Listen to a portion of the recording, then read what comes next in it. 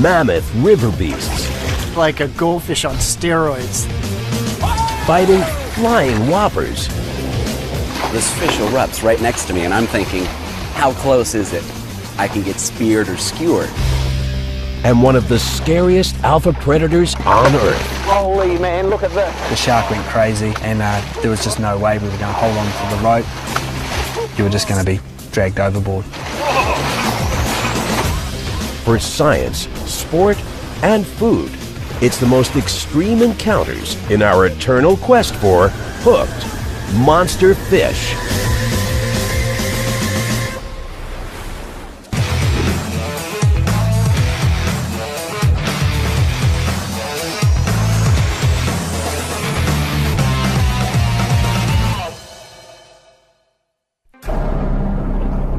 Titanic beasts that defy the imagination. Mysterious and mammoth, they rule the underwater depths. Fearsome kings of the food chain, they have almost no natural enemies. And many are almost limitless in their capacity to get even bigger. To encounter these Goliaths face to face, we must meet them on their turf, in the ultimate showdowns of man versus whopper.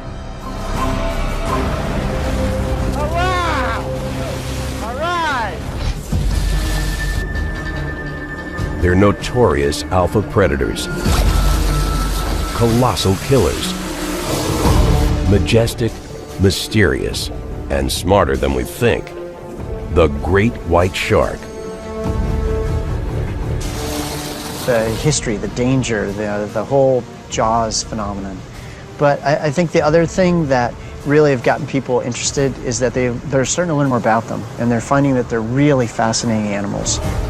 Great whites are the largest predatory fish on the planet. Females typically outsize males. Record great whites have stretched longer than 6 meters, weighing nearly 2 metric tons. Only killer whales can take them in a fight. So white sharks are like those NFL linebackers, really powerful, really buff, very, very fast. When you get to be that big, you can bite first and ask questions later. Great whites toss and shake their victims, sawing into flesh with 3,000 razor-sharp protrusions. In the shredding, slicing bite of a great white shark, few prey stand a chance. And put together, jaw and teeth are a lethal combination. To gauge total bite pressure, biologists use a device called a gnathodynamometer. It measures force in kilos per square centimeter. One shark tooth can exert almost 60 kilos of pressure. Multiply that by the total bite surface area, and you get over 2.5 metric tons of pressure potential. For anyone who dares to take one on, catching a great white's only half the battle. But when anglers catch one with a hand line, surviving the encounter is the ultimate challenge. Just their sheer presence. When you're there with a great white shark just meters away, you know that you're with the king of the ocean.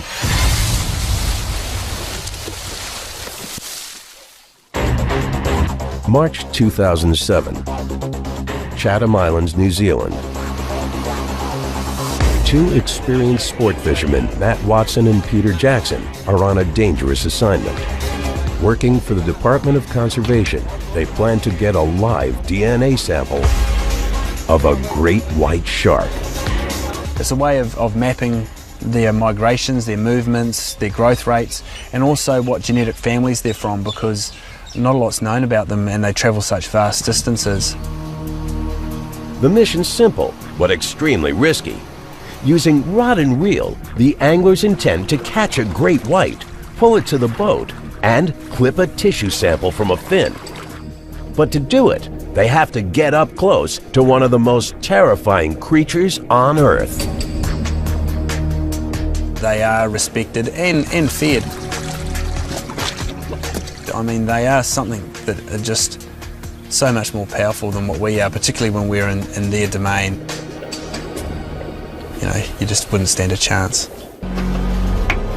As Matt and the crew scan the waters, someone yells out a single word: fin. The fish there? Yeah, it is. Just ahead, an ominous shadow moves under the water. It's huge. Oh, it's a big one. Holy crap, it's a big one. It's a monster. It's a huge one. Matt decides to change tactics, switching rods for rope. Just go to the old right. I said, there's no way we're going to catch that on rod and reel. And we decided on the spot that we were going to try and catch it on a hand line. Moving quickly, Matt ties a rope line together. He attaches a piece of bait and casts it towards the circling fin. He's never used this rope rig before. He hopes it'll work. Bring that in, Pete, so we can make sure we've got a bait on it. Almost immediately, Matt feels a tug on the line. A bite. Yeah, oh, look at it! But just as fast, Just bust it off. No. the rope goes slack. The great whites drop the bait. Oh no, is it all wrapped up? The angler's convinced his chance at a DNA sample's lost. When the stakes are so high and at the moment the fish gets away, it's just you're left feeling so totally empty. But the shark has other ideas. Okay, well, that bait's still alive. The great white turns around and comes back for more. Here he comes, look at that. Seeing it next to the boat, Matt can't believe his eyes. That is huge, mate. I'm trembling. I'm trembling. That is a huge fish, mate. This time, the great white chomps on a second piece of bait. You got to look at the teeth. But once the beast feels the hook in its mouth, it begins thrashing, charging and circling in a frenzy. Oh, look at this. This is unreal. The great white draws closer to the boat, gnashing on the line, only to race out again in a powerful surge. Okay, the rope's running out. It's got a good hold. It's not going to let go. Look at it. The fish would just have to shake its head and it would shake us around like rag dolls. Look at that head out of the water. The rope might as well have been tied to the back of a train. We had about as much chance of pulling it in. Suddenly, Matt realizes the Goliath predator's changed course. Oh, here he's come back. It's headed directly towards them. It's charging back towards us really aggressively. It's got its mouth open and it's chomping. The crew holds its breath as the great white approaches and swims under the boat. The rope's under the boat. Go hard. Go. It's a dire situation. Underwater, the rope line's perilously close to the propeller. If a spinning blade cuts the line loose, the great white could escape. Straighten up, mate. Straighten up. For the crew, staying calm is critical. One wrong move could end in disaster. If anyone had their foot in a loop of that rope or got a wrap of that line tangled around our hands, there's no way you're going to be able to hold yourself. Watch out, mate. Watch out. Watch that rope. You were just going to be dragged overboard. This is amazing. The battle of man versus great white rages for a backbreaking 40 minutes until the crew gets a lucky break. The rope line tangles around the shark's tail. This is amazing. For the mission, it's now do or die. With the rope wrapped around the tail, the fish was unable to swim, and that was a stroke of luck for us. I'm not sure we would have been able to get it in otherwise. But the real test's just begun. The lassoed shark's only partially immobilized. It can still surge and twist. To avoid harm to shark or angler, the team must get a fin sample fast. They've got to take a knife to one of the ocean's most deadly predators. I was the most scared that I've ever been. The crew takes turns positioning themselves over the edge of the boat. They aim for the great white's tail. You grab my cut. Once, Be very careful, mate. Yeah, grab this top fin. twice. They fail. Each time, they have to pull the powerful shark back in line. It's nerve-wracking work. Finally, with a swift slice, Just cut. they've done it. Yeah, we got our sample. Yeah, we got our sample. Okay. The sample's placed in a sealed vial. Okay, now here. I'll be able to untangle it from here. Moving fast, the team releases the rope from the great white. The beast swims back into the depths. There it goes. There it goes, swimming away. Woo! Look, it spun around, it's righted itself. The DNA mission's a success. Yeah! Oh, thank you so much, bro. You're the man. You're the man, Steve. I guess afterwards, when you think about, you know, how dangerous it all was, and you have time to take it all in, you think, hey, well, that was pretty dangerous. And we got our shark.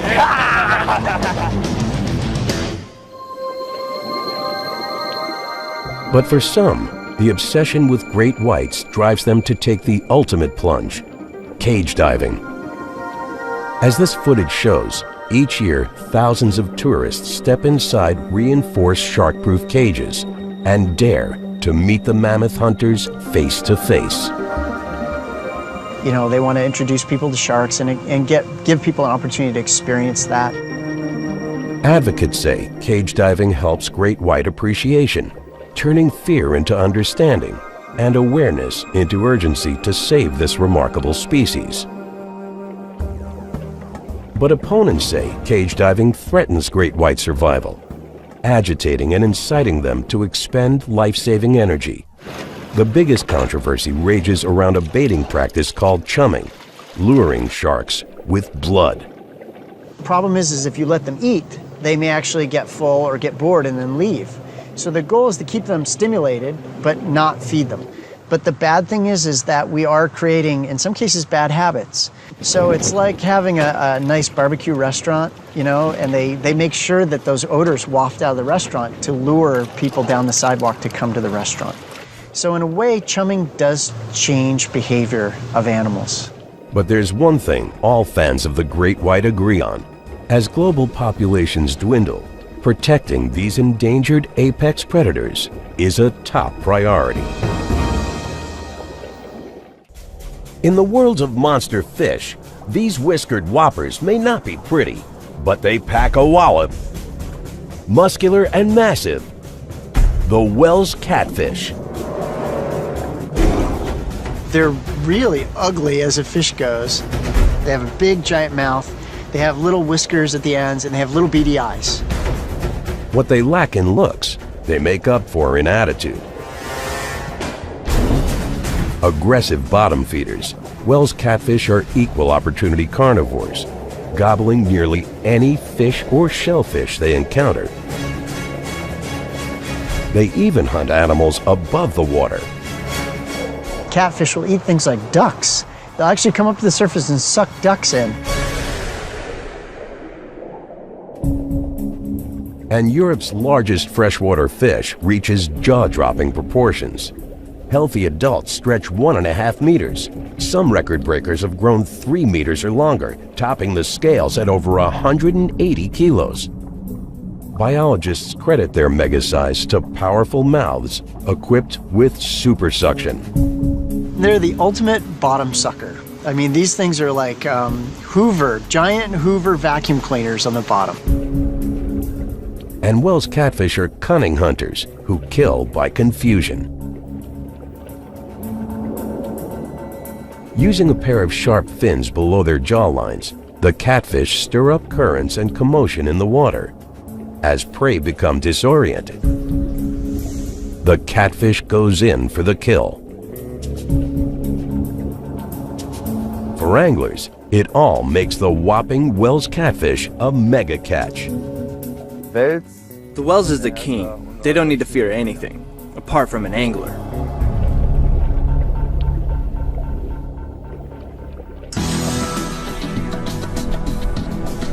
October 2004, Westfalen, Germany.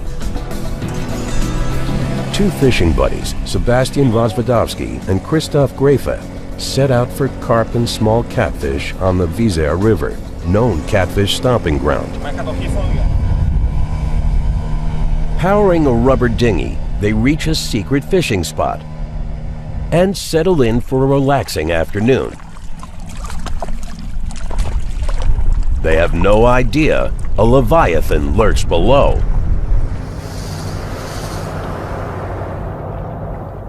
Suddenly, Sebastian's rod takes a dip. He's got something huge. First I thought, hey, we've hooked a giant tree branch. And he says, I have one. And I say, that can't be. But it's no tree branch.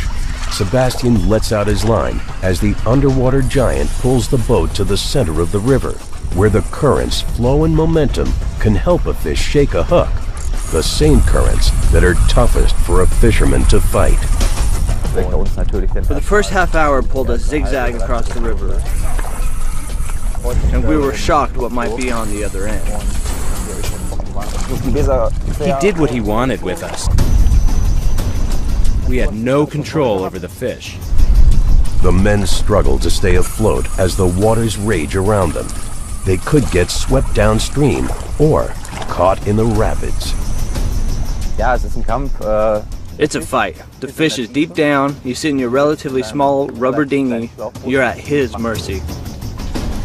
Sebastian battles the mystery Goliath for nearly an hour. He's fast reaching the breaking point. His arms are giving out. Gathering the last of his strength, the angler pulls as hard as he can. In a sudden surge, he sees the whopper at last. We looked at each other. It was gigantic. We had goosebumps. The fish whacked his tail on the water. Then I knew, this is a big one. It's a mammoth Wells catfish, longer than the boat. More than ever, the men are determined to land it, but it's too big to battle in deep water. They decide on a backbreaking and risky plan to maneuver the massive fish toward shore. You can dislocate a shoulder with such a big fish. It's human versus animal, or fish versus equipment. The rod, everything could have broken. Nearly spent, Sebastian and Christoph reach the riverbank. Christoph gets out of the dinghy. Sebastian hands him the rod and reel. But the fish keeps fighting. Sebastian decides there's only one thing left to do: wrestle the beast with his bare hands.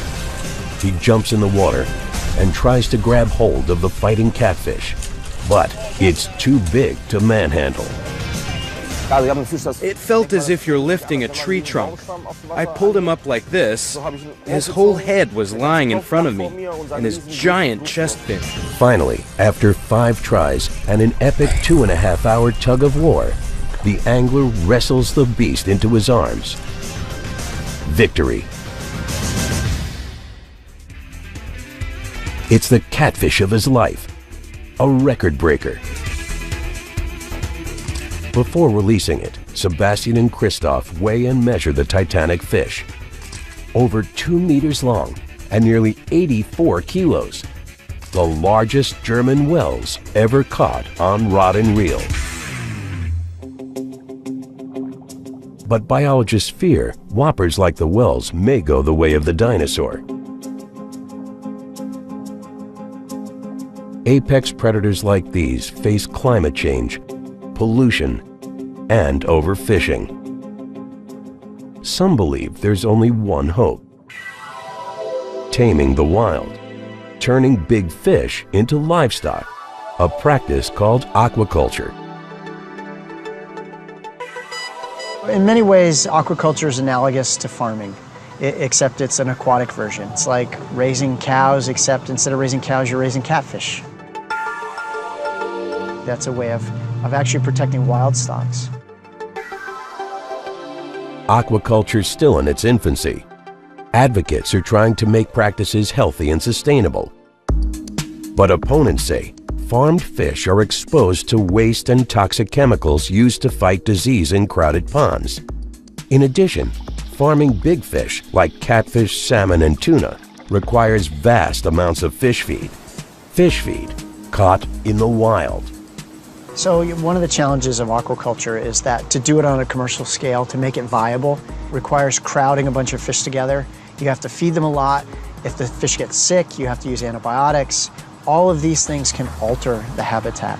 So while the future may be in aquaculture and not the internet, it has to be done in an ecologically sustainable way. Many argue the ultimate solution is to restore native habitats, allowing alpha predators once again to dominate the deep.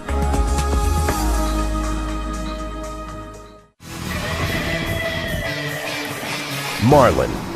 In an ocean full of whoppers, they're the ultimate swordsman.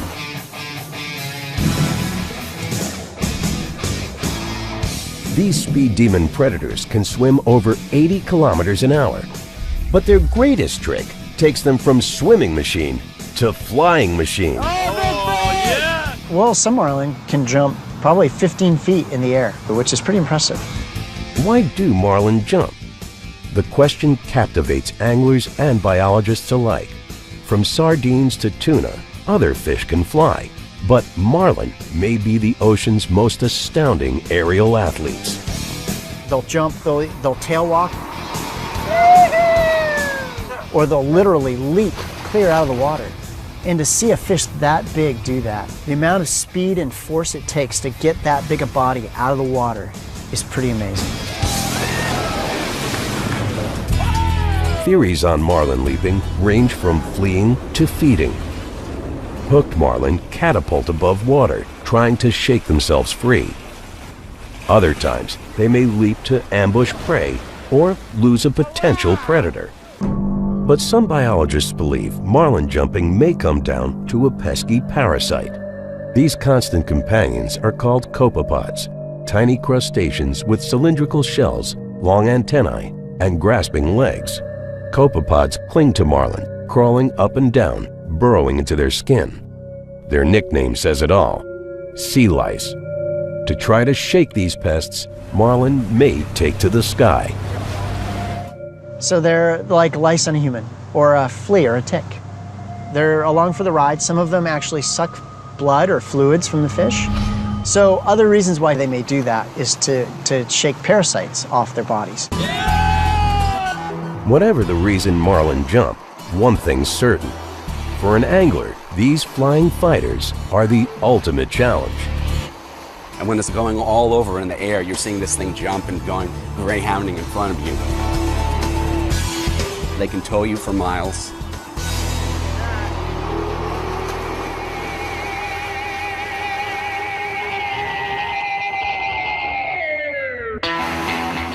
January 2007, fishing mecca Cabo San Lucas, Mexico. Adventure angler Jonathan Schwartz is on a mission to fish record-sized marlin. The only catch? He plans to do it from a kayak. There's 2 thin layers of plastic that's separating you from a huge monster fish. To reach open ocean, Jonathan tows out attached to a small transport boat. On board's a trusted crew, but they can only help the ambitious angler for so long. Big game kayak fishing's extremely dangerous. Even the most skilled sportsman can lose a limb, his boat, or his life. What can go wrong on a kayak? Well, first of all, the fish can pull you over. Another thing that obviously can happen is that with their pointed beaks, they can skewer you or they can skewer the kayak. Jonathan's heard rumors there's a huge marlin population on the hunt for prey, but so far he's struck out. I was paddling around all day, miles, and I was exhausted. Till right before the day was over, we decided for one last try. Suddenly, he spots dive-bombing birds, sure sign of mackerel schooling below, and a marlin feeding frenzy. Jonathan begins paddling furiously. He casts a baited reel. But the angler faces a triple challenge: scouting, rowing, and fishing, all at the same time. And so what I do is I try to catch up to the marlin. And then as soon as I did, I realized my bait is 50 yards behind me. And the guys on the boat were going, "They're over there!" As Jonathan struggles, the marlin race after the fleeing mackerel. The sportsman fears his mission's impossible. There's only so much I can do, so I'd reel in my bait, and by the time I reeled in my bait, the fish were 100 yards over there. Jonathan knows his only hope is to find a slow-moving marlin pulling up the rear. A fish swimming behind the pack might be drawn to Jonathan's bait. There it is! His hunch is right on target. Next thing I realized is I was on a fish, and the thing immediately turned my kayak around. Jonathan's hooked a monster. As the kayak spins in the water, the fish takes off like a torpedo. Any moment, the kayak could dangerously capsize, and the fighting fish could drag Jonathan under. Suddenly, the marlin breaches, trying to throw the hook. Soaring above the water, Jonathan sees the whopper for the first time. And this thing was like the dream fish. I saw it first leap out of the water, spray glistening in the sun, and I knew that I was on the fight of my life. Finally, after a 45-minute battle of wills, the marlin starts to slow down. Jonathan makes his move. Marshaling his strength, he pulls as hard as he can. Reeling fast, at last he gets the whopper to the boat. It's massive. It's as long as he is and well over 45 kilos. But the battle isn't over. The sportsman wants to set the marlin free. To do it, he has to wrestle its sharp, spiny bill, unhooking the embedded leader by hand. A dangerous duel. Jonathan moves quickly and carefully. I'm gonna take the hook out of his mouth. He places a hand on the bill sword and eases towards the embedded hook. He's done it. All right. Woo! Jonathan gently pushes the marlin under. Took the hook out and everything. See you later, big boy. The battle of man and fish is over. When I was able to take the hook out of the marlin's mouth and see it swim away in good health, looked down, I had all 10 fingers. I was like, yee-hoo! It was just an unbelievable experience. But today, the marlin faces another lethal danger: bycatch. Commercial fisheries go after valuable food like tuna and swordfish using mile-long multi-hooked fishing lines, a practice called longlining. Marlin casualties are part of the cost of doing business. Marlin do not do very well on a long line. They have to constantly swim in order to breathe. So as a result, they can't be easily released. So many of them die on the line. There are a lot of scientists looking for finding ways to reduce bycatch in longline fisheries because this is where most of the seafood comes from that everybody likes to eat. Many states don't allow the sale of marlin. So as a result, that's one way of protecting them.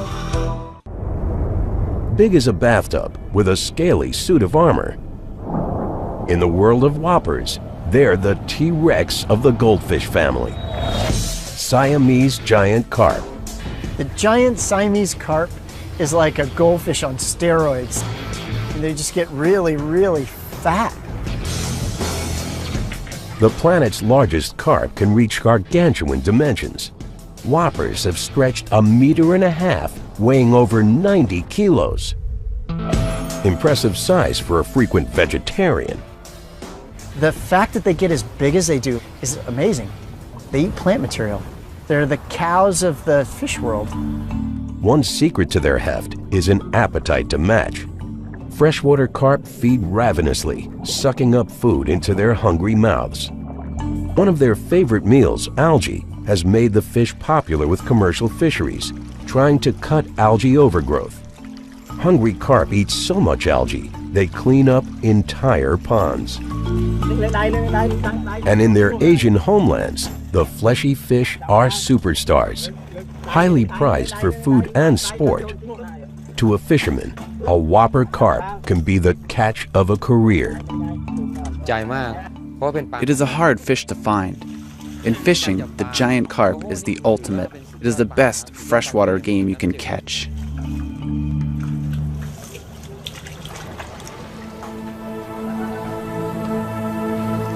July 2007, Bangsamlan Lake, 40 minutes from downtown Bangkok. A thriving fishing mecca known for catfish, snakeheads, and giant carp.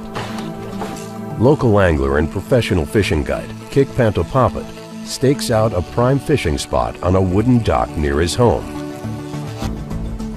Kik has a critical goal. He wants to test a custom fishing rod he designed and built himself.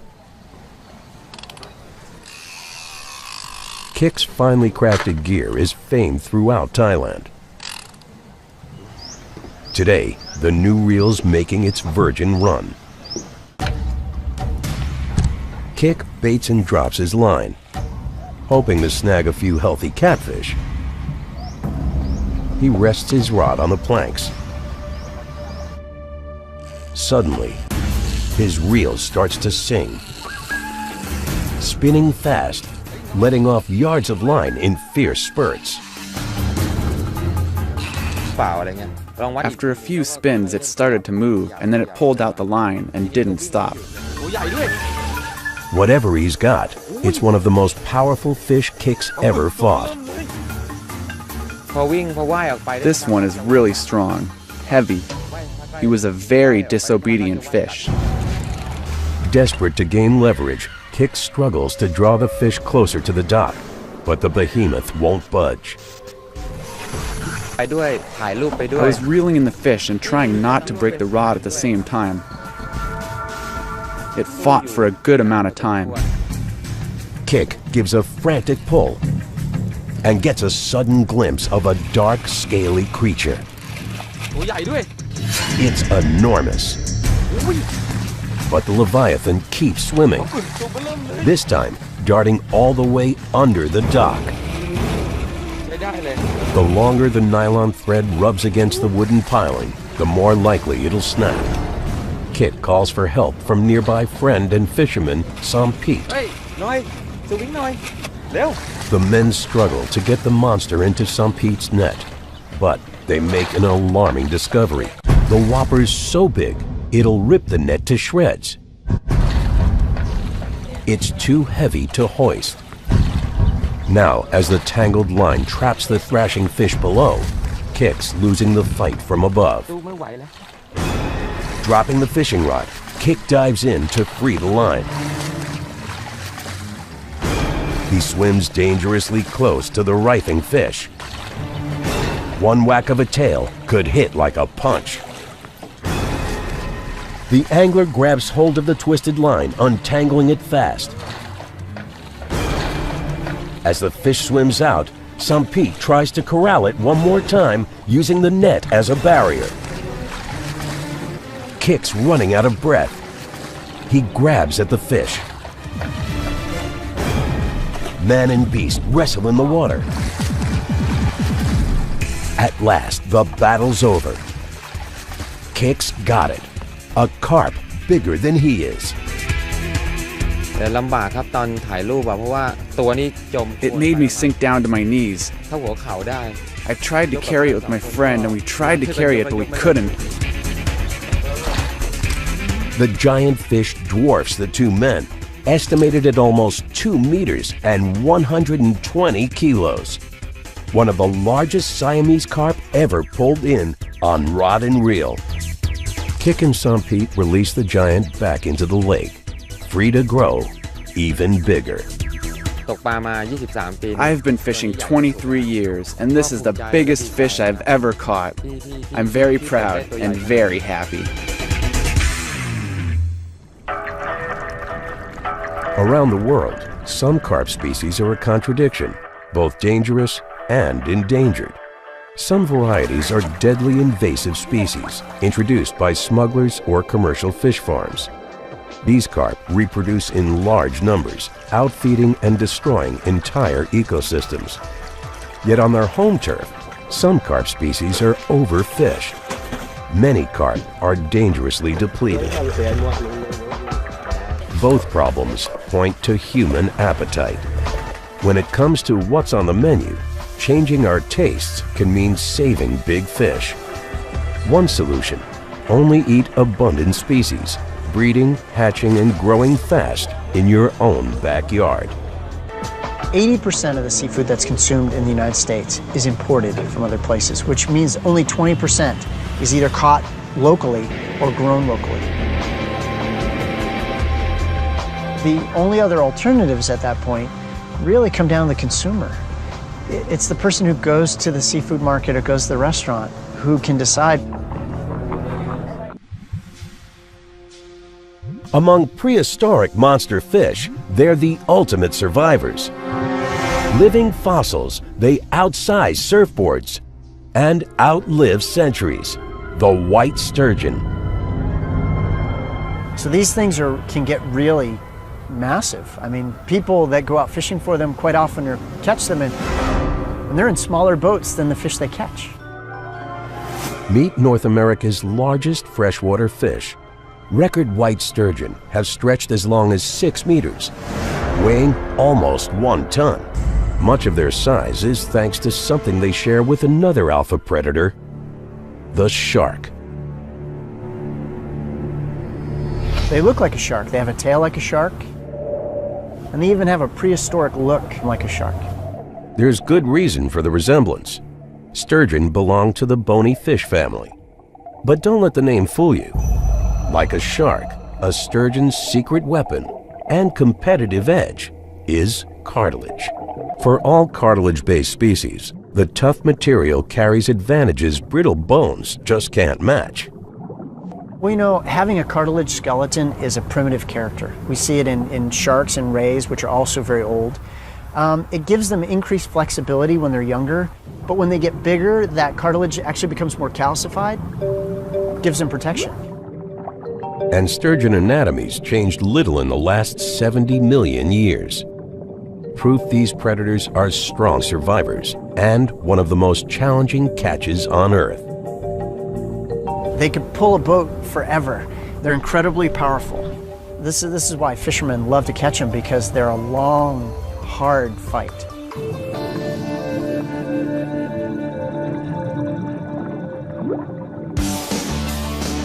August 2006, the Fraser River, British Columbia, Canada. A small fishing expedition sets out deep into sturgeon country. On one of the boats, sportsman Tim Swings nicknamed the Sturgeonator, armed with the might and muscle to tackle these behemoths head on. You just need the skill to know when to let the fish run, a strong back and strong arms helps. So far, Tim's caught some medium-sized fish, but he has yet to reel in a monster. Suddenly, Tim and his fishing guide CJ get an urgent radio call. Hey CJ, did you see that fish?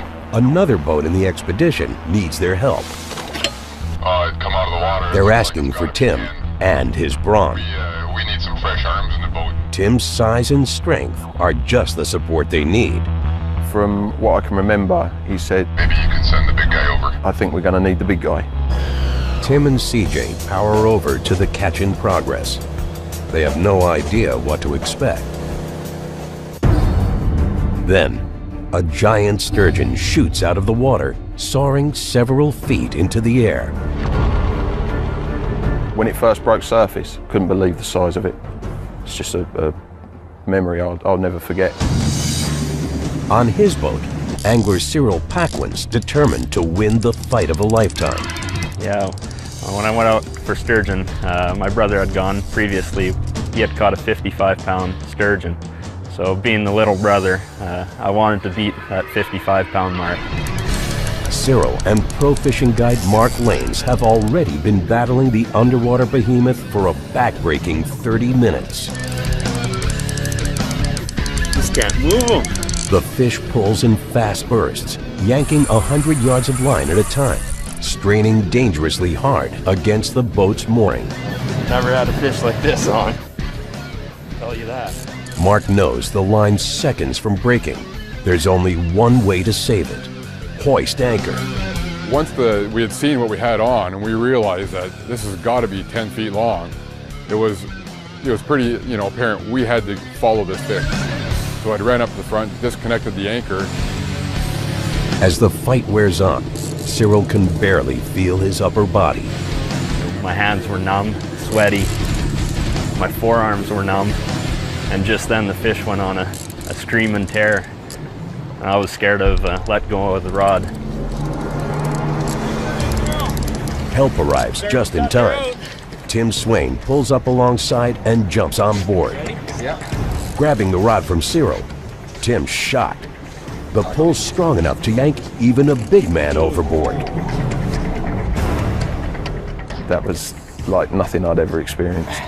It just stripped line at will. There was nothing you could do except just hang on. The fishermen begin handing the rod back and forth. A tag team tug of war. You ready? Yep. Gave me time to rest, and then we just went at it, taking turns from then on. It was just amazing. It's like hooking onto a freight train. It's like tying a fishing line to a horse's tail, and you smack its backside and try and hang on. After 90 minutes, the angler's stamina's giving out. Without warning, the sturgeon surfaces, breaching across the back of the boat. It's titanic. Oh, that's big. That's big. How are we going to land this one? The sturgeon's too big to reel in. The men have to land it, literally. The team hatches a plan. Get the whopper to shallow water and wrestle it by hand. To do it, they've got to steer the boat, keeping the fish bobbing at the surface safely away from underwater hideouts. We got it on the surface, and it was probably about 20 feet from the back of the boat as we drifted down the river looking for somewhere to land it. At last, the boat approaches a sandy bank. The fishermen have no time to lose. Jumping into the water, they approach the biggest sturgeon they've ever seen. Longer than a surfboard, it takes 4 men to grapple with the unwieldy beast. Finally, the team grabs hold. Together, they flip the fish over. It's got to be over 11 foot. God, that's friggin' huge. They've got the whopper at last. Squeeze him in here. The size of it. Up close, the anglers are astounded. Almost 3.5 meters long, 1.5 meters around, and an estimated 385 kilos. So massive, it's estimated as one of the biggest freshwater fish ever caught on rod and reel. The odds of hooking into a fish like that are 1,000,000 to 1. The odds of landing a fish like that after you hooked it aren't that great either. It was really just the accomplishment of we beat the odds. You know, we got this fish to shore. But the battle isn't over. Fishing guides Mark and CJ are devoted conservationists, armed with microchip tracking tags that help biologists monitor sturgeon populations. 6 Echo. Working fast, the team has to tag the sturgeon and release it back into the river, ensuring this whopper can keep growing and out-surviving nearly every species on Earth. Mission accomplished. The phenomenal catch makes headlines, and the tagged sturgeon takes off into deep water, alive and well. It's every angler's dream to catch a fish like that.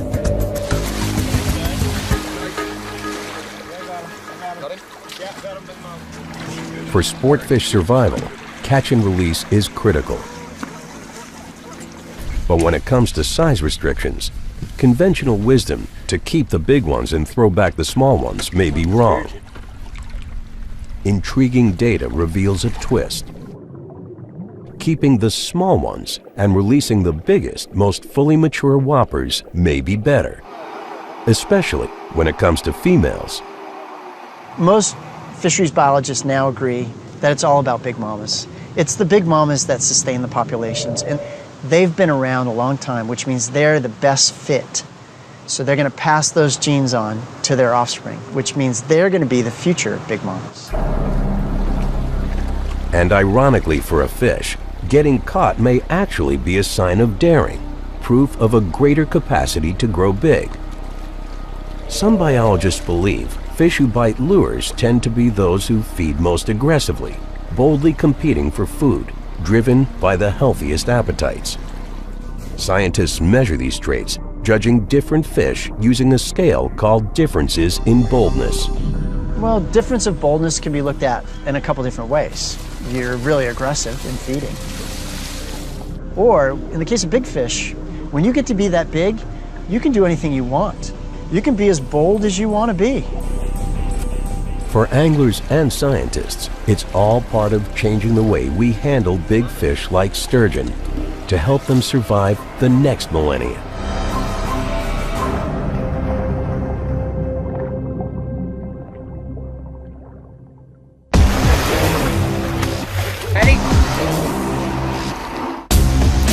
Titanic beasts of jaw-dropping proportions, extraordinary creatures that dominate the depths. Whether we encounter them through science, industry, or sport, they are alpha predators and super survivors. More than ever, to share our planet with them, we must understand and protect the world's most extreme monster fish.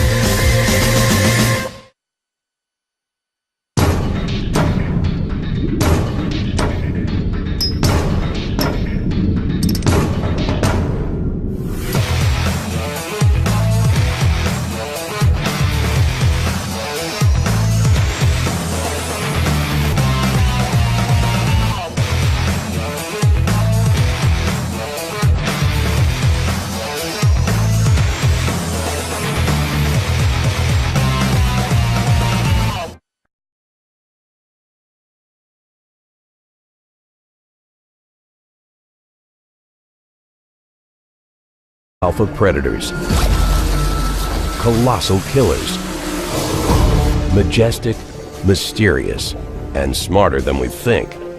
The great white shark. The history, the danger, the whole Jaws phenomenon. But I think the other thing that really have gotten people interested is that they're starting to learn more about them, and they're finding that they're really fascinating animals. Great whites are the largest predatory fish on the planet. Females typically outsize males. Record great whites have stretched longer than 6 meters, weighing nearly 2 metric tons. Only killer whales can take them in a fight. So white sharks are like those NFL linebackers, really powerful, really buff, very, very fast. When you get to be that big, you can bite first and ask questions later. Great whites toss and shake their victims, sawing into flesh with 3,000 razor-sharp protrusions. In the shredding, slicing bite of a great white shark, few prey stand a chance. And put together, jaw and teeth are a lethal combination. To gauge total bite pressure, biologists use a device called a gnathodynamometer. It measures force in kilos per square centimeter. One shark tooth can exert almost 60 kilos of pressure. Multiply that by the total bite surface area, and you get over 2.5 metric tons of pressure potential. For anyone who dares to take one on, catching a great white's only half the battle. But when anglers catch one with a hand line, surviving the encounter is the ultimate challenge. Just their sheer presence. When you're there with a great white shark just meters away, you know that you're with the king of the ocean.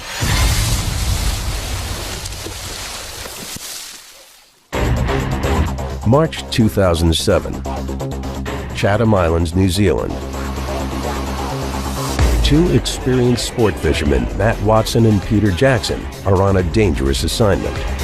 Working for the Department of Conservation, they plan to get a live DNA sample of a great white shark. It's a way of mapping their migrations, their movements, their growth rates, and also what genetic families they're from, because not a lot's known about them and they travel such vast distances. The mission's simple, but extremely risky. Using rod and reel, the anglers intend to catch a great white, pull it to the boat, and clip a tissue sample from a fin. But to do it, they have to get up close to one of the most terrifying creatures on Earth. They are respected and feared. I mean, they are something that are just so much more powerful than what we are, particularly when we're in their domain. You know, you just wouldn't stand a chance.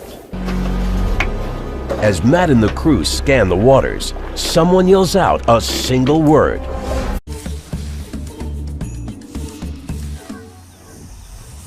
Mammoth river beasts. Like a goldfish on steroids. Fighting flying whoppers. This fish erupts right next to me, and I'm thinking, how close is it? I can get speared or skewered. And one of the scariest alpha predators on Earth. Holy man, look at this. The shark went crazy, and there was just no way we were going to hold on to the rope. You were just going to be dragged overboard. For science, sport, and food, it's the most extreme encounters in our eternal quest for hooked monster fish.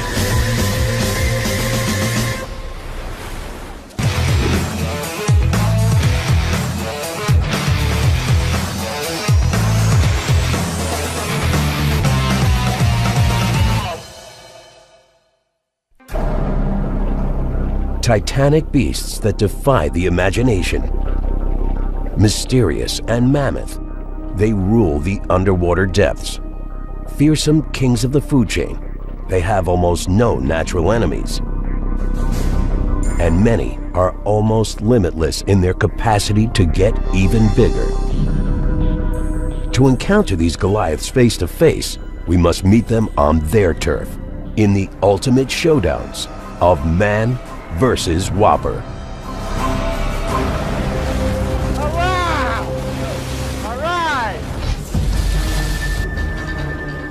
They're notorious a fin. The fish there? Yeah, it is. Just ahead, an ominous shadow moves under the water. It's huge. Oh, it's a big one. Holy crap, it's a big one. It's a monster. It's a huge one. Matt decides to change tactics, switching rods for rope. Just go to the old right. I said, there's no way we're going to catch that on rod and reel. And we decided on the spot that we were going to try and catch it on a hand line. Moving quickly, Matt ties a rope line together. He attaches a piece of bait and casts it towards the circling fin. He's never used this rope rig before. He hopes it'll work. Bring that in, Pete, so we can make sure we've got a bait on it. Almost immediately, Matt feels a tug on the line. A bite. Oh, look at it! But just as fast, Just bust it up. No. the rope goes slack. The great whites drop the bait. Oh no, is it all wrapped up? The angler's convinced his chance at a DNA sample's lost. When the stakes are so high and at the moment the fish gets away, it's just you're left feeling so totally empty. But the shark has other ideas. Okay, well, that bait's still all The right. great white turns around and comes back for more. Here he comes, look at that. Seeing it next to the boat, Matt can't believe his eyes. That is huge, mate, I'm trembling. I'm trembling, that is a huge fish, mate. This time, the great white chomps on a second piece of bait. You've got to look at the teeth. But once the beast feels the hook in its mouth, it begins thrashing, charging and circling in a frenzy. Oh, look at this. This is unreal. The great white draws closer to the boat, gnashing on the line, only to race out again in a powerful surge. Okay, the rope's running out. It's got a good hold. It's not going to let go. Look at it. The fish would just have to shake its head, and it would shake us around like rag dolls. Look at it, head out of the water. The rope might as well have been tied to the back of a train. We had about as much chance of pulling it in. Suddenly, Matt realizes the Goliath predator's changed course. Oh, here he's come back. It's headed directly towards them. It's charging back towards us really aggressively. It's got its mouth open and it's chomping. The crew holds its breath as the great white approaches and swims under the boat. The rope's under the boat. Go hard. Go. It's a dire situation. Underwater, the rope line's perilously close to the propeller. If a spinning blade cuts the line loose, the great white could escape. Just straighten up, mate, straighten up. For the crew, staying calm is critical. One wrong move could end in disaster. If anyone had their foot in a loop of that rope or got a wrap of that line tangled around our hands, there's no way you're going to be able to hold yourself. Watch out, mate, watch out, watch that rope. You were just going to be dragged overboard. This is amazing. The battle of man versus great white rages for a backbreaking 40 minutes until the crew gets a lucky break. The rope line tangles around the shark's tail. This is amazing. For the mission,